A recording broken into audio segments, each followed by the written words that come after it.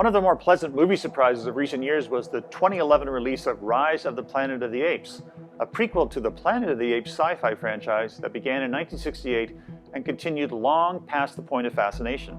And this includes Tim Burton's misbegotten 2001 remake. Few people had high expectations for a prequel series, but Rise of the Planet of the Apes proved them wrong. It was actually pretty great. This had a lot to do with Andy Serkis, the actor and human chameleon who played Caesar, an ape who suddenly acquires human-like intelligence and sets out to settle scores with oppressive Homo sapiens.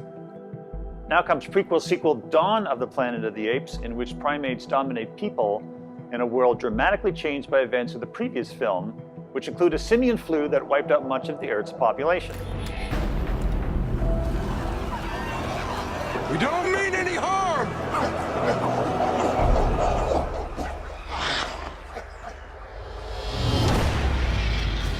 Let's not monkey around. This is the best and brainiest blockbuster of the summer, the kind of movie you hope for when you pay your money and buy your popcorn. Returning director Matt Reeves challenges Batman director Christopher Nolan for the title of most thoughtful maker of event action movies. But the real star of the show, as before, is Andy Serkis, who as lead ape Caesar does motion capture performance so well, it's hard to tell where the human ends and the animal begins.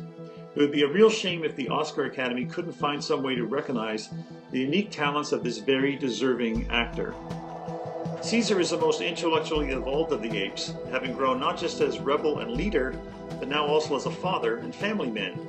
He's developed empathy, the most desired of all personality traits, and as such he can understand the need of the surviving band of humans, led by Zero Dark Thirty's Jason Clarke and Batman's Gary Oldman, to restore order to their lives by reactivating a hydropower plant located in ape territory in the forests outside a ruined San Francisco.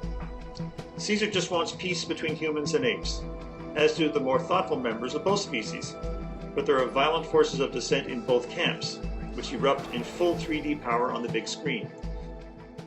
Caesar love humans more than apes. At one point, there's a panoramic sweep of the action that could take your breath away. And even as we marvel at the sci-fi excitement, Dawn of the Planet of the Apes never lets us forget its essential message about the insanity of all wars. Most movie franchises leave us hoping for less rather than more. The Planet of the Apes prequel series is having the entirely opposite effect, which is appropriate for a story about a world turned upside down. TheStar.com, I'm Peter Howell.